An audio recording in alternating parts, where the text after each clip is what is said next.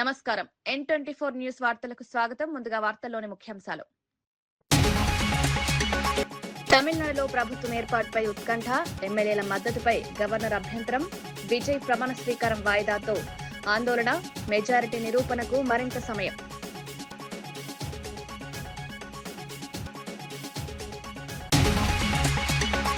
మోదీ సభ కోసం wall writing లో రామచంద్రరావు. తెలంగాణకు 8,000 కోట్ల పనుల అంకితం. పరేడ్ గ్రౌండ్ సభను విజయవంతం. మోదీ సభతో తెలంగాణ రాజకీయాల్లో వేడి.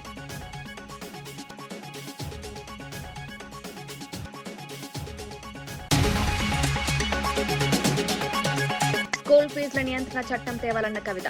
ప్రైవేట్ స్కూల్ ఫీజుల పెంపుపై ఆందోళన. విద్య వ్యాపారంగా మారుతోందని రక్షణ సేన. ఫీజుల నియంత్రణపై ప్రభుత్వం స్పందించాలన్న కవిత.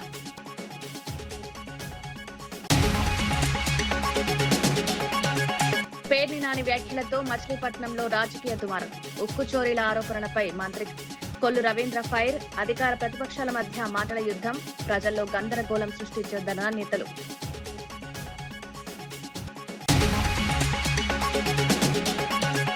రాహుల్ను విమర్శించే అర్హత కేటీఆర్ కు లేదన్న గౌడ్. కుటుంబ పాలనతో తెలంగాణను దోచుకుంది బీఆర్ఎస్ అన్న నేత.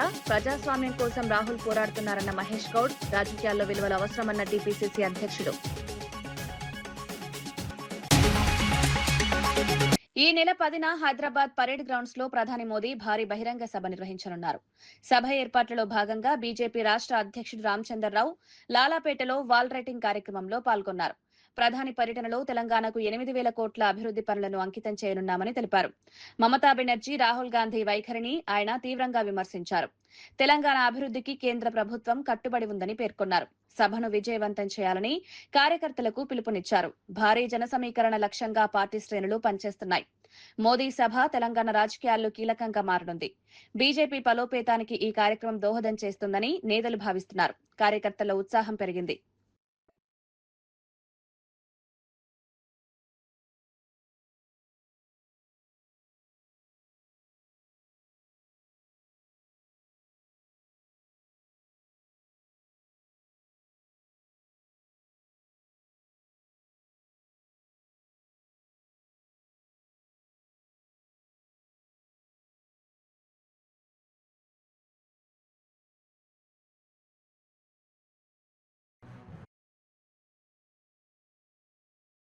లాలాపేట్లో వాల్ రైటింగ్ క్యాంపెయిన్ మోదీ గారి సభకు నేను ప్రారంభోత్సవం చేశాను.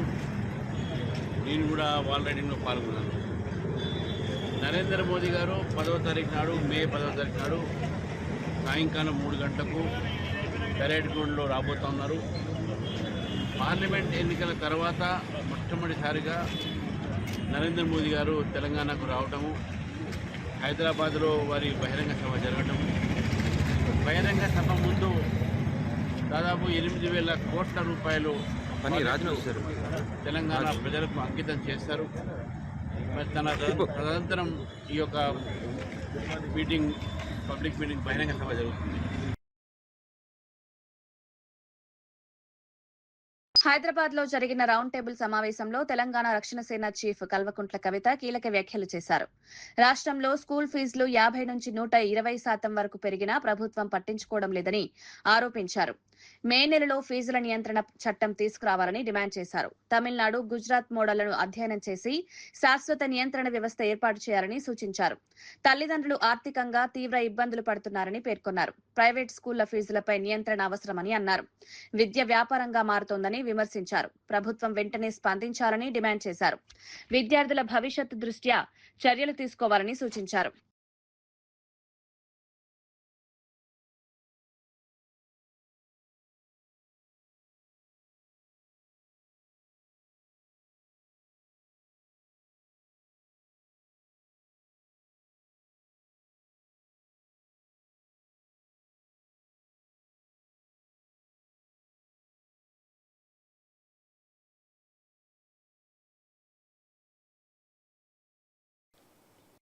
నేను మీ అందరి ముందు డిమాండ్ చేస్తూ ఉన్నాం. మీ అందరి సమక్షంలో కాంగ్రెస్ గవర్నమెంట్ని డిమాండ్ చేస్తూ ఉన్నాం. మీరు ఏదైతే చెప్పారో, మేము కొత్తది ఏం అడుగుతలేము, మీరు ఏదైతే చెప్పిండ్రో ఫీ రెగ్యులేట్ చేస్తామని చెప్పిండ్రో తక్షణం మీరు ఆ గవర్నమెంట్ ఆర్డర్ ఇప్పుడు ఇవ్వండి. మీరు చట్టం పెట్టడము, అసెంబ్లీ చేయడము అవన్నీ తర్వాత. ఎందుకంటే నొప్పి ఉన్నప్పుడే మందు కావాలి. ఇప్పుడు పేరెంట్స్కి మే నెలలో బాధ ఉన్నది, నొప్పి ఉన్నది, తీవ్రత ఉన్నది. ఇప్పుడు ఇమ్మీడియట్గా నిజంగానే మీరు ప్రజాప్రభుత్వం అయితే, నిజంగానే మీరు ప్రజలకు ఇచ్చినటువంటి మాట నిలబెట్టుకోవాలనుకుంటే, నిజంగానే మీరు ఈ ప్రజల్లో తలెత్తుకొని తిరగాలనుకుంటే మాత్రం ఈ మే నెలలోనే తక్షణమే ఫీ రెగ్యులేట్ చేస్తూ జీవో దేవాలని మేము డిమాండ్ చేస్తూ ఉన్నాం. పోయినసారి ఫీజు కన్నా ₹1 ఫీజు కూడా పెంచొద్దు ఏ పాఠశాలలు అని చెప్పి తక్షణమే రేవంత్ రెడ్డి గారి ప్రభుత్వం జీవో దేవాలని నేను తెలంగాణ రక్షణ సేన తరఫున డిమాండ్ చేస్తూ ఉన్నాను. ప్రకాశం జిల్లాలోని వెలిగొండ ప్రాజెక్టును వేగంగా పూర్తి చేయడానికి ప్రభుత్వం కృషి చేస్తోందని మంత్రి నిమ్మల రామానాయుడు తెలిపారు. రైతులకు సాగునీటి సౌకర్యం అందించడమే ఈ ప్రాజెక్టు ప్రధాన లక్ష్యమని పేర్కొన్నారు. మిగిలిన పనులను త్వరగా పూర్తి చేయాలని అధికారులకు ఆదేశాలిచ్చినట్లు తెలిపారు. రైతులకు త్వరగా ప్రాజెక్టు ప్రయోజనాలు అందేలా చర్యలు తీసుకుంటున్నామన్నారు. ప్రభుత్వం సాగునీటి ప్రాజెక్టులకు అత్యంత ప్రాధాన్యత ఇస్తోందన్నారు. గ్రామీణాభివృద్ధికి ఈ ప్రాజెక్టు కీలకమని పేర్కొన్నారు. సాగునీటి సమస్యలు తగ్గుతాయని ఆశాభావం వ్యక్తం చేశారు. వ్యవసాయ రంగానికి ప్రభుత్వం పూర్తి మద్దతునిస్తోందన్నారు. ప్రాజెక్టు పూర్తయితే 1000 ఎకరాలకు నీరు అందుతుందని పనిచేస్తుందో కాంక్రీట్ వర్క్ గాని, ఆ గాండ్రీలకు సంబంధించిన కాంక్రీట్ తెచ్చేటువంటి టీబీఎంలు ఏవైతే అవి కానీ, అక్కడ మ్యాన్ పవర్ కానీ, కమ్యూనికేషన్ గ్యాప్ అనేది లేకుండా కోఆర్డినేట్ చేయడానికి ఉంటుందనేది ఒకటి ఉద్దేశం. నిన్న నేను టీబీఎం దగ్గరికి టన్నెల్ 2లో పోతూ ఉంటే ఒక 30 మీటర్లు మనము నడిచి వెళ్లే లోపల 3 చోట్ల కొలాప్స్ అయ్యి పడినటువంటి పరిస్థితి అక్కడ మనకు స్వయంగా కనిపించినటువంటి పరిస్థితి. నిజంగా హెల్మెట్లు పెట్టుకున్న అంత కొలాప్స్ అవుతే ఎవరు కూడా బయటకు వచ్చేటువంటి పరిస్థితి ఉండదు. వెంటిలేషన్ అవుతే చాలా ప్రాబ్లం గా ఉంటున్నటువంటి పరిస్థితి. అటువంటి ఆక్సిజన్ శాతం తక్కువ ఉండి వెంటిలేషన్ తక్కువ ఉన్నటువంటి పరిస్థితుల్లో కూడా అక్కడ మరి డే అండ్ నైట్ పనిచేసేటువంటి కార్మికులు కానీ, ఏజెన్సీ కానీ, అధికారులు ఎవరైతే ఉంటారో వాళ్ళకు కూడా ఒక స్ఫూర్తి, ఓకే మన మంత్రి గారు కూడా వచ్చి మనతో పాటు పనుల్లో భాగస్వాములే టన్నెల్లోనే ఉంటున్నారనేది వాళ్ళు ఇంకా బాగా ఎక్కువ ఉత్తేజంగా పనిచేయడానికి, వాళ్ళలో కూడా విశ్వాసం కలగడానికి ఈ యొక్క పగలు రాత్రి కూడా ఈ టన్నెల్లోనే ఉండి పనులన్నింటినీ కూడా పర్యవేక్షించడం జరిగిందని చెప్పి తెలియజేసుకుంటూ, ఏదైతే టన్నెల్ బోరింగ్ హెడ్ ఏదైతే ఉందో 175 మీటర్ల పొడవైతే టీబీఎం ఉందో ఒక్క చుక్క నీరు కూడా మనం వదిలిన బయటకు వచ్చేటువంటి ప్రశ్నే లేదు. అటువంటి టీబీఎం మరి గత వైసీపీ పాలనలో అప్పుడు ఉన్నటువంటి ఏజెన్సీ కోర్టుకి వెళ్ళి దాన్ని వెలికి తీయడానికి వీలు లేదు, మా లావాదేవీలు పరిష్కరించకుండా అని చెప్పి స్టే ఆర్డర్ తెచ్చుకుంటే 5 సంవత్సరాల వైసీపీ పాలనలో ఆ స్టేను వేకౌట్ చేయడానికి ప్రయత్నం చేయలేదు, ఆ టీబీఎంను తొలగించడానికి ప్రయత్నం చేయలేదు. జాతికి అంకితం అంటూ మాత్రం ప్రజలు ఎంత దగా మోసం చేశాడో ఆ టీబీఎం మిషన్ చూస్తే అర్థమవుతున్నటువంటి పరిస్థితి. మచిలీపట్నంలో హౌసింగ్ బోర్డు కాలనీలో ఉక్కు చోరీలపై వైసీపీ నేత పేర్ని నాని చేసిన వ్యాఖ్యలు రాజకీయ దుమారం రేపుతున్నాయి. మంత్రి కొల్లు రవీంద్ర ఈ వ్యాఖ్యలను తీవ్రంగా ఖండించారు. ఆరోపణలు బాధ్యతారాహిత్యంగా ఉన్నాయని విమర్శించారు. ఈ అంశంపై అధికార ప్రతిపక్ష నేతల మధ్య మాటల యుద్ధం కొనసాగుతోంది. ఉక్కు చోరీల అంశం రాజకీయంగా వేడెక్కింది. వైసీపీ ఆరోపణలను టీడీపీ నేతలు ఖండిస్తున్నారు. రాష్ట్రంలో రాజకీయ వాతావరణం మరింత ఉద్రిక్తంగా మారింది. ప్రజల్లో గందరగోళం సృష్టించే వ్యాఖ్యలు చేయొద్దని నేతలు సూచిస్తున్నారు. ఈ అంశంపై మరిన్ని రాజకీయ ప్రతిస్పందనలు వచ్చే అవకాశం ఉంది. మచిలీపట్నం రాజకీయాల్లో ఇది కీలక చర్చ. నిన్న వాళ్ళు హౌసింగ్ కి సంబంధించి మార్కెట్ యార్డ్ లో పెట్టినటువంటి ఐరన్ పాడైపోతా ఉంటే వాళ్ళకి ఇచ్చినటువంటి ఇన్స్ట్రక్షన్స్ ప్రకారం వాళ్ళు ఇక్కడి నుంచి వేరే ప్రాంతంలో జరుగుతున్నటువంటి హౌసింగ్ దగ్గరికి తీసుకెళ్లడం తప్ప ప్రభుత్వ ఆర్డర్స్ తోనే నడుస్తున్నాయి. ఇవాళ ఏదైతే మీరు కార్యక్రమంలో మేము లేఅవుట్ వేస్తామని చెప్తున్నటువంటి లేఅవుట్ ని కావాలని మీ అనుయాయులతో ఆ భూములు కొనిపించి ప్రభుత్వం చేత అధిక డబ్బులు ఇప్పించి వాళ్ళ లబ్ధి చేకూర్చి అలాగే అక్కడ ఇల్లు కట్టుకున్నా కూడా అనువు కానటువంటి విధానాన్ని, కనీసం వాళ్ళు తాగడానికి నీళ్లు కూడా లేవు అక్కడ. ఆయన మాట్లాడతాం ట్రాన్స్ఫార్మర్ ఎత్తుకెళ్ళిపోయారు. నాకు ఎన్నిళ్ళు ఉన్నాయి. చెత్త రాజకీయాలు చేయడానికి తప్ప ఈ ప్రాంత అభివృద్ధి కోసం కట్టుబడి ఉండాలి. వరంగల్ రైతు సంగ్రామ సభలో కేటీఆర్ కాంగ్రెస్ ప్రభుత్వంపై తీవ్ర విమర్శలు చేశారు. రైతు డిక్లరేషన్లో ఇచ్చిన 34 హామీలను అమలు చేయలేదని ఆరోపించారు. రైతు మేళాను దగా మేళాగా అభివర్ణించారు. అప్పులు వడ్డీలతో రైతులు ఇబ్బందులు పడుతున్నారన్నారు. రైతు రుణమాఫీ పూర్తయిందని నిరూపిస్తే తాను రాజీనామా చేస్తానని సవాల్ విసిరారు. రాహుల్ గాంధీ, రేవంత్ రెడ్డి ఫోటోలు పోలీస్ స్టేషన్లలో పెట్టాలని వ్యాఖ్యానించారు. రైతులను కాంగ్రెస్ మోసం చేసిందని మండిపడ్డారు. బీఆర్ఎస్ మాత్రమే రైతుల కోసం పోరాడుతోందని పేర్కొన్నారు. సభలో కార్యకర్తలు భారీగా పాల్గొన్నారు. ఈ వ్యాఖ్యలు రాష్ట్ర రాజకీయాల్లో దుమారం రేపుతున్నాయి. కాంగ్రెస్ బీఆర్ఎస్ మధ్య మాటల యుద్ధం మరింత ముదిరింది. రాహుల్ గాంధీ నిన్ను అడుగుతా ఉన్నా, ఎక్కడ సచ్చింది నువ్వు చేసిన డిక్లరేషన్? ఎక్కడ సచ్చింది అని అడుగుతున్నా. నువ్వెక్కడ చచ్చినావు రాహుల్ గాంధీ? నువ్వు నిలబెట్టిన ముఖ్యమంత్రి, నువ్వు ఇక్కడ మాకు అప్పజెప్పిపోయిన ముఖ్యమంత్రి ఏ గాడిది పనులు దోముతున్నాడో అని అడుగుతున్నా నేను. ఎక్కడున్నాడు? రైతులు కల్లాల కాడ అవస్థల్లో ఉంటే ఇలా మక్కలు నిన్న తిరిగిన నేను జనగామల యశ్వంతాపూర్ పోయినా, పర్కాల్లో ఊకలు పోయినా, నర్సంపేట మార్కెట్ యార్డుకు పోయినా రైతులు కళ్ళకెళ్ళి రక్తం గారే పరిస్తున్నది.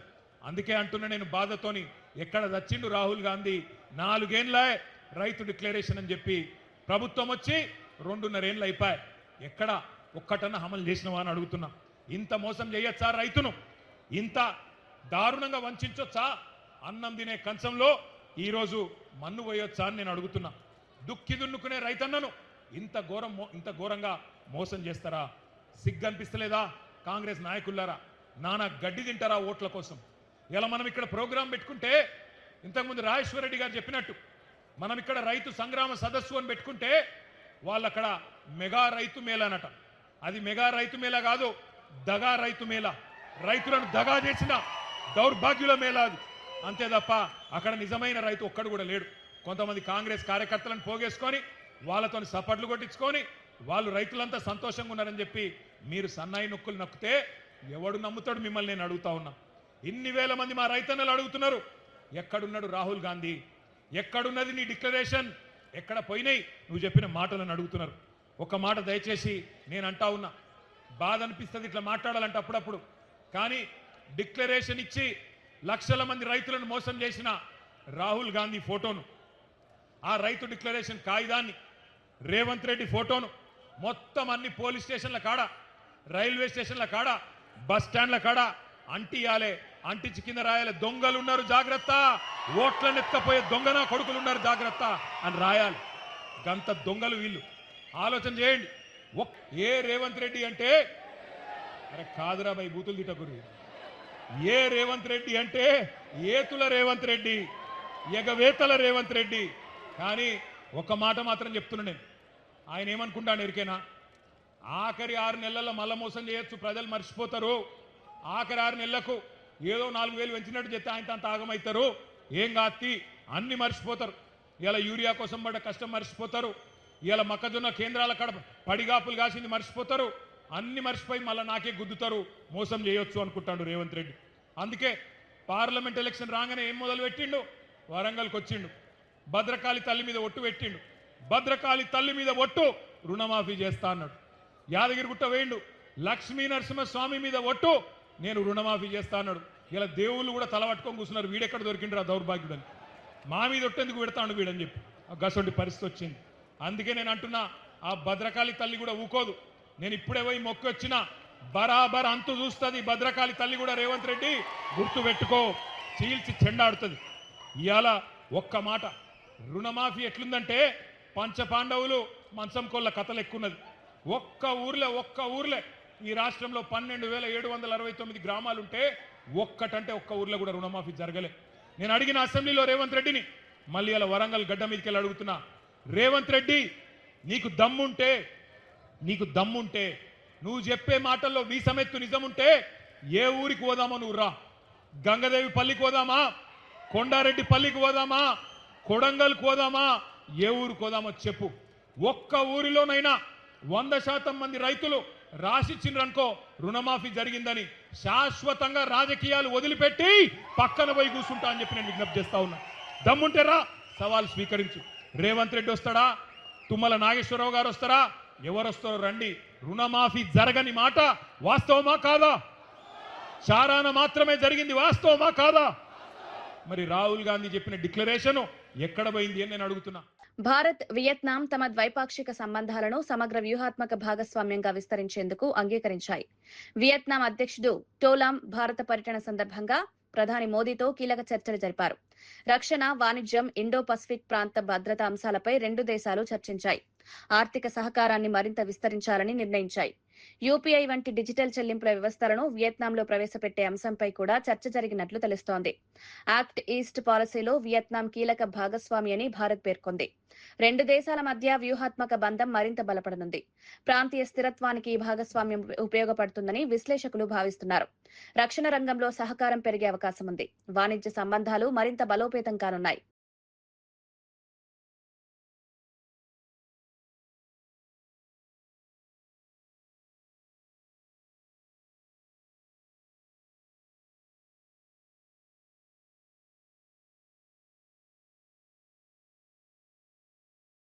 రాష్ట్ర వైద్య ఆరోగ్య శాఖలో సుమారు 18,000 ఉద్యోగాల భర్తీ చేపట్టినట్లు మంత్రి దామోదర్ రాజనరసింహ తెలిపారు. త్వరలో మల్టీపర్పస్ ఏఎన్ఎం నర్సింగ్ ఆఫీసర్ పోస్టుల ఫలితాలు విడుదల చేస్తామన్నారు. అంగన్వాడీల బలోపేతానికి ప్రభుత్వం కట్టుబడి ఉందని పేర్కొన్నారు. ప్రతి గ్రామంలో శాశ్వత అంగన్వాడీ భవనాల నిర్మాణం చేపడతామన్నారు. నారాయణఖేడ్ ప్రజాపాలన కార్యక్రమంలో ఆయన ఈ వ్యాఖ్యలు చేశారు. ఆరోగ్య రంగాన్ని బలోపేతం చేయడమే ప్రభుత్వ లక్ష్యమన్నారు. ఉద్యోగావకాశాలు పెరగడం ద్వారా యువతకు మేలు జరుగుతుందని పేర్కొన్నారు. గ్రామీణ ప్రాంతాల్లో ఆరోగ్య సేవలు మెరుగుపడతాయని తెలిపారు. మహిళా శిశు సంక్షేమంపై ప్రత్యేక దృష్టి పెట్టామన్నారు. ప్రభుత్వం ప్రజా సంక్షేమానికి కట్టుబడి ఉందని పేర్కొన్నారు.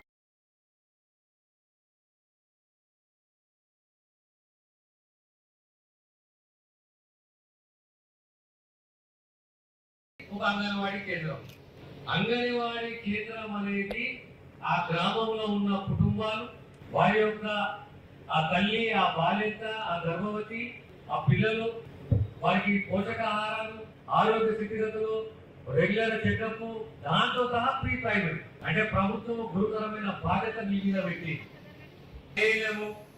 ఆశా వర్కరు ఏదేమో అంగన్వాడీ ఆయా అంగన్వాడీ టీచర్ అందరు కలిపితే గ్రామానికి ఈ సేవలు అందిస్తున్నారు. ఇక పోతే మన గ్రామానికి ఏం కావాలి? అంగన్వాడీ బిల్డింగ్లు కావాలి. మనకి మన సెంటర్లు ఉన్నాయి, 1504 సెంటర్లు ఉన్నాయి. ఈ 1504 సెంటర్లకు సంబంధించి కొన్ని అద్దెకు ఉన్నాయి, కొన్ని ప్రభుత్వ స్థలంలో ఉన్నాయి. కానీ రాబోయే సంవత్సరంన్నరలో ప్రతి గ్రామంలో పర్మనెంట్ గా అంగన్వాడీ బిల్డింగ్ కావాలి. ఖచ్చితంగా ఈ ప్రభుత్వం ఆ దిశగా కృషి చేస్తుంది. తెలంగాణ ఐటీ పరిశ్రమల శాఖ మంత్రి దుద్దిళ్ల శ్రీధర్ బాబు యువతకు ఉద్యోగావకాశాలు కల్పించడంపై ప్రభుత్వం దృష్టి పెట్టిందన్నారు. పెద్దపల్లి జిల్లా మంథనిలో టాస్క్ కేంద్రాన్ని ప్రారంభించారు. గ్రామీణ యువతలో నైపుణ్యాభివృద్ధి, ఉద్యోగ సామర్థ్యాన్ని పెంచడమే లక్ష్యమని తెలిపారు. హైదరాబాద్ కే పరిమితం కాకుండా టాస్క్ కార్యక్రమాలను గ్రామీణ ప్రాంతాలకు విస్తరిస్తున్నామన్నారు. అనంతరం మహిళల కోసం ఏర్పాటు చేస్తున్న గార్మెంట్ యూనిట్ కు శంకుస్థాపన చేశారు. యువతకు సాంకేతిక పరిజ్ఞానం అందించాలని ప్రభుత్వం కృషి చేస్తోందన్నారు. సమాన ఉద్యోగావకాశాలు కల్పించడమే ప్రభుత్వ ధ్యేయమని తెలిపారు. మహిళల సాధికారతకు ప్రాధాన్యత ఇస్తున్నామని పేర్కొన్నారు.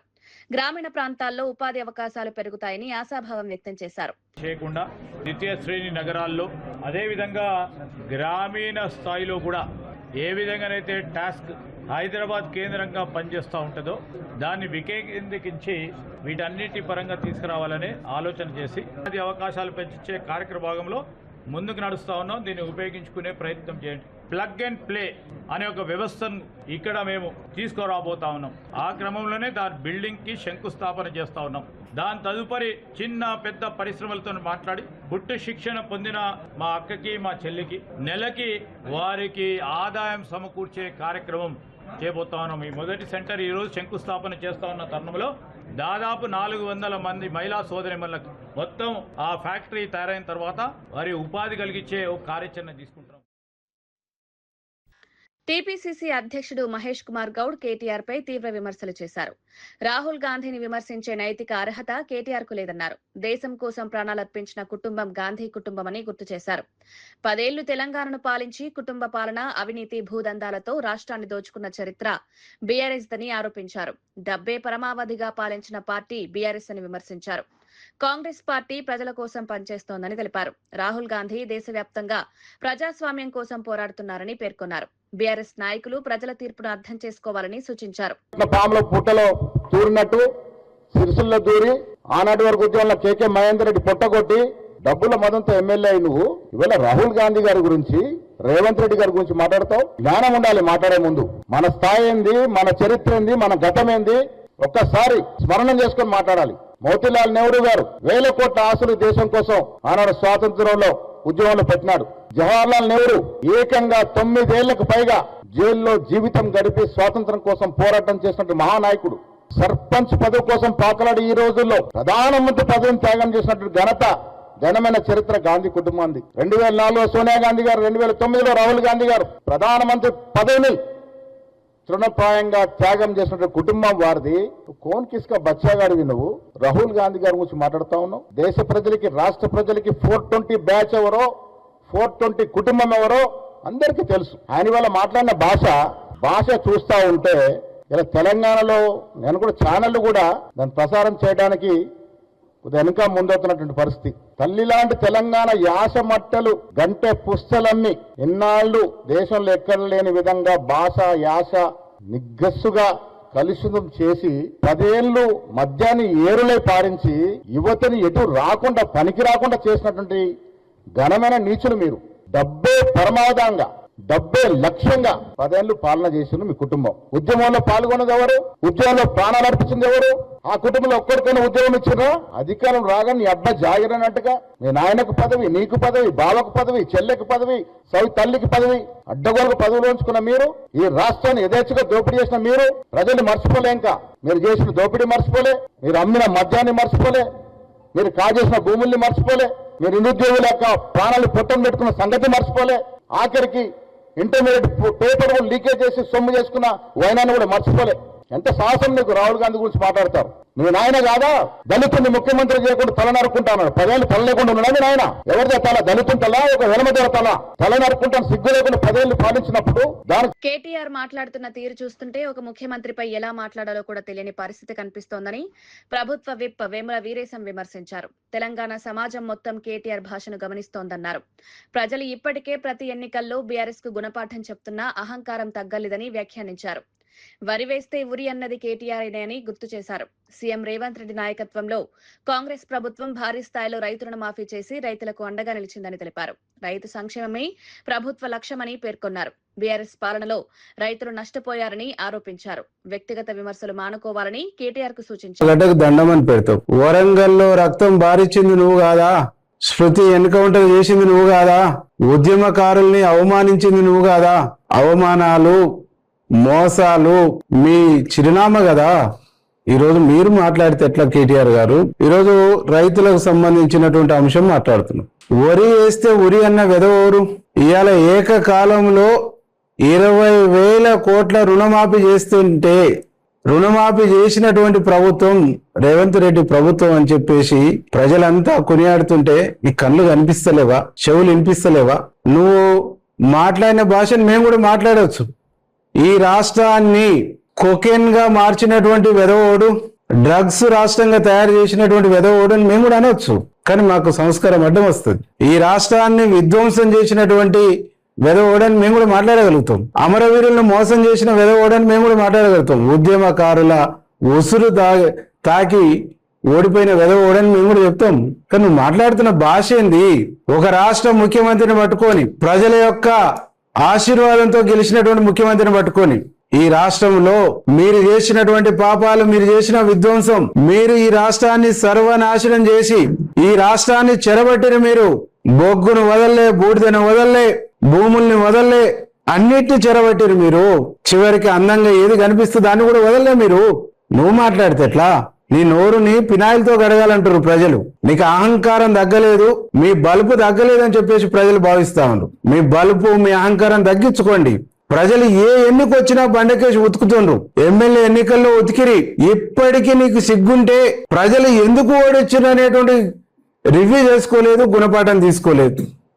ఆ సోయి కూడా నీకు లేదు. జూబ్లీహిల్స్ లో ఓడిస్తే రివ్యూ చేసుకొని మీ తప్పుల్ని ఒప్పుకునే సోయి కూడా నీకు లేదు. ప్రజలు ఎంత చితక కొట్టినా, ప్రజలు ఎన్నిసార్లు చెంపదెబ్బ కొట్టినా, ప్రజలు ఎన్నిసార్లు ఉమ్మేసినా సిగ్గు శరం లేకుండా ఎందుకు మాట్లాడుతారు మీరు? ఇవాళ ఈ రాష్ట్రాన్ని ఒక రాబందులాగా, ఒక జలిగలాగా, రైతుల రక్తం దాగినా, రైతుల ఉసురు పోసుకున్నా, రైతులకు ఉచిత కరెంట్ ఇచ్చింది కాంగ్రెస్, రైతులకు రుణమాఫీ చేసింది కాంగ్రెస్, రైతులకు సబ్సిడీలు ఇచ్చింది కాంగ్రెస్, రైతుల సంక్షేమం కోసం పాటుపడ్డది ఈ దేశంలో, ఈ రాష్ట్రంలో కాంగ్రెస్ తప్ప ఇంకొకటి కాదు అనేటువంటి ఒక విషయాన్ని ఈ సందర్భంగా గుర్తు చేస్తా ఉన్నాం. మా ముఖ్యమంత్రి గారి గురించి నువ్వు మాట్లాడేది. మా ముఖ్యమంత్రి దమ్మున్న మొగోడు, కలజ ఉన్నాడు, శక్తి ఉన్నాడు, సేవ ఉన్నాడు, ఒక విజన్ ఉన్నాడు, ఒక దూరదృష్టి ఉన్నాడు. కాబట్టే ఈరోజు పార్లమెంటులో తీసుకొచ్చేటువంటి అనేక దుర్మార్గమైనటువంటి చట్టాలకు వ్యతిరేకంగా దక్షిణాది కేటీఆర్ సీఎం రేవంత్ రెడ్డిపై అనుచిత వ్యాఖ్యలు చేయడం సరికాదని తుంగతుర్తి ఎమ్మెల్యే మందుల సామెల్ విమర్శించారు. గత బీఆర్ఎస్ పాలనలో అవినీతి, భూదందాలు, ఇసుక దోపిడీలు పెరిగిపోయాయని ఆరోపించారు. కాంగ్రెస్ ప్రభుత్వం మాత్రం రైతు సంక్షేమం, అభివృద్ధి కార్యక్రమాలతో రాష్ట్రాన్ని ముందుకు తీసుకువెళ్తోందన్నారు. ప్రజలు ఇప్పటికే బీఆర్ఎస్ ను తిరస్కరించారని గుర్తు చేశారు. వ్యక్తిగత విమర్శలు చేస్తే రాజకీయంగా బీఆర్ఎస్ కు సమాధి కట్టడం ఖాయమని హెచ్చరించారు. రైతుల కోసం కాంగ్రెస్ ప్రభుత్వం కృషి చేస్తోందని పేర్కొన్నారు. బీఆర్ఎస్ నేతలు ప్రజల తీర్పును అర్థం చేసుకోవాలని సూచించారు.